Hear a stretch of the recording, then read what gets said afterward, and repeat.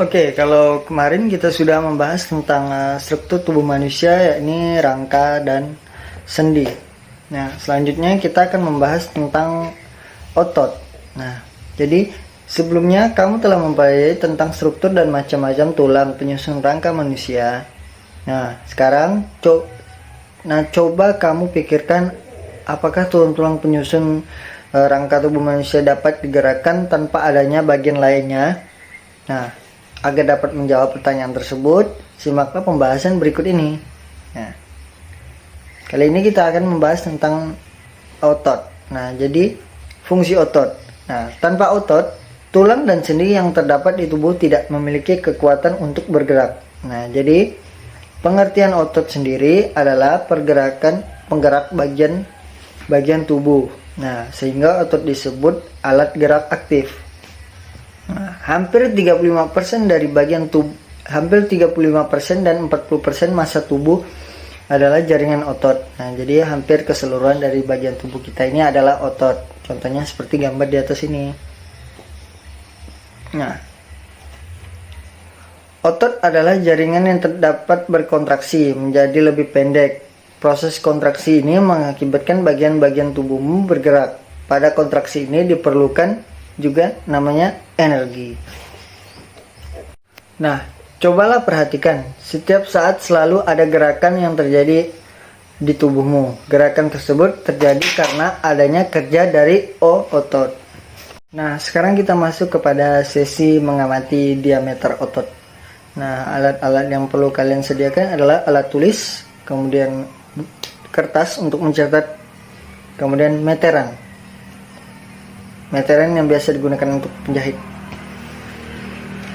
Nah, step-stepnya adalah duduklah bersama dengan teman sekelompokmu, kemudian luruskan tangan di atas meja dengan santai. Mintalah temanmu melingkarkan pita meteran pada lengan atasmu untuk mengukur besarnya.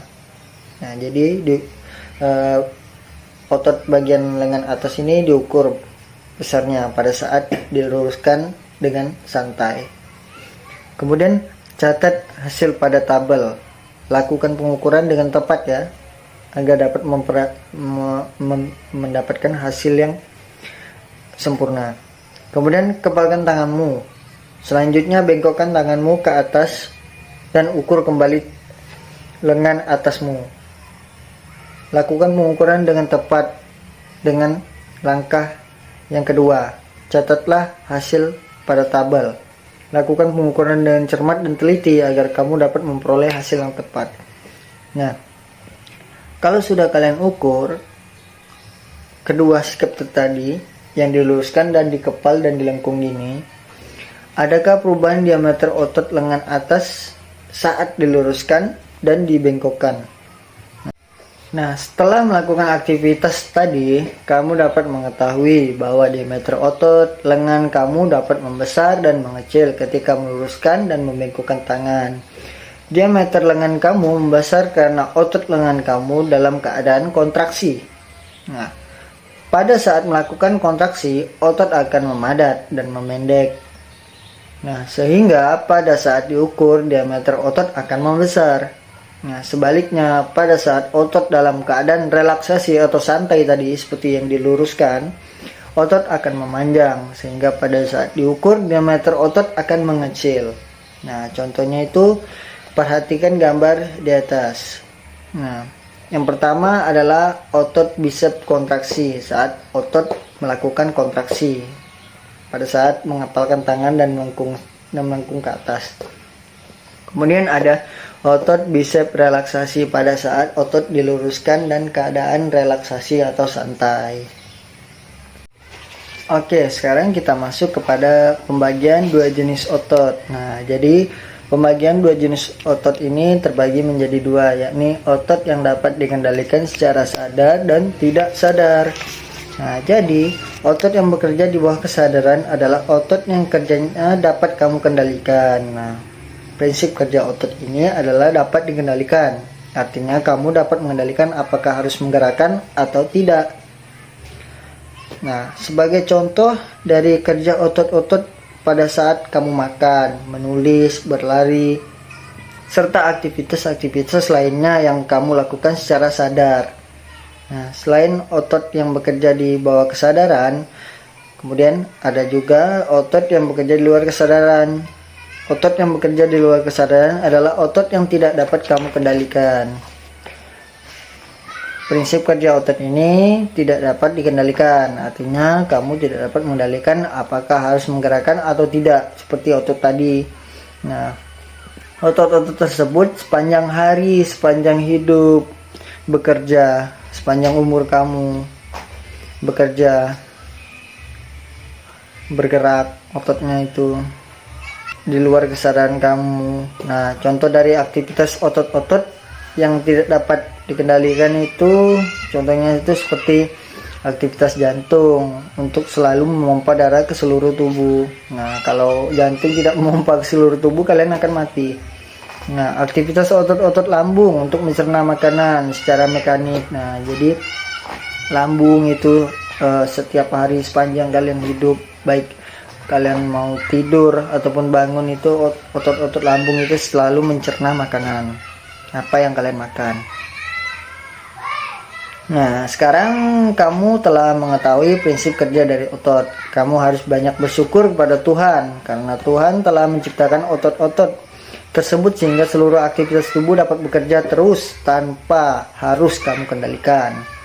Bayangkan jika Tuhan tidak menciptakan otot-otot tersebut, maka kamu tidak akan dapat tidur dengan pulas karena kamu harus mengontrol otot jantung juga agar tetap dapat memompa darah ke seluruh tubuh selama kamu tidur. Nah, sekarang kita masuk nih pada 3 jenis jaringan otot. Yang pertama ada otot rangka, kemudian ada otot polos, kemudian yang ketiga ada otot jantung. Nah, kita bahas yang pertama dulu, yakni otot rangka. Nah, jadi otot rangka adalah otot yang paling banyak terdapat di dalam tubuh. Nah, jika diamati di bawah mikroskop, sel-sel otot rangka terlihat bergaris seperti gambar di bawah ini, seperti gambar di atas ini. Sehingga otot-otot ini juga disebut dengan otot lurik. Nah, jadi otot rangka melekat pada tulang yang dengan perantaran tendon. Tendon adalah pita tebal. Nah, berserabut dan lihat yang melekat otot pada tulang. Otot rangka tergolong otot standar, otot sadar. Kamu dapat mengontrol penggunaan otot ini. Kamu dapat menentukan kapan berjalan dan kapan tidak. Nah, otot rangka cenderung dapat berkontraksi dan cepat lelah.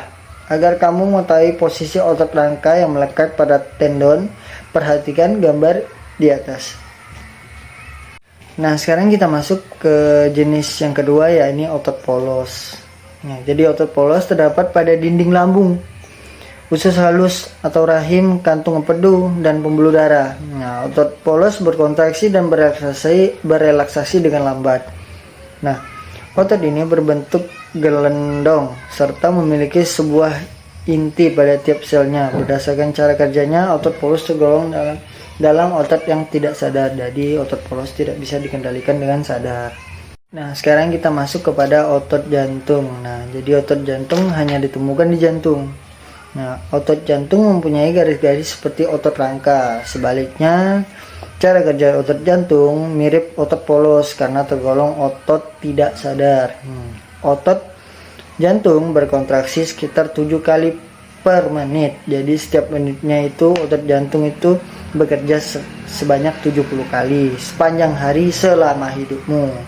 Kamu mengetahui otot jantung berkontraksi pada saat jantung berdenyut. Nah, jadi saat jantung berdenyut, disitulah terdapat kontraksi otot jantung. Nah, otot ini tidak dapat dikontrol oleh kemauan atau sadarmu. Jadi tidak dapat kamu kendalikan, baik dia mau bergerak atau kapan tidak bergerak. Jadi otot ini harus terus bergerak. Kalau tidak bergerak, kamu akan mati. Tahukah kamu bahwa ternyata otot kita juga ada yang bekerja secara berlawanan? Maksudnya pada saat melakukan sebuah gerakan, meskipun gerakan itu dilakukan secara bersamaan, tetapi proses kontraksi dan relaksasi antara otot satu dengan otot lainnya berlangsung secara berlawanan.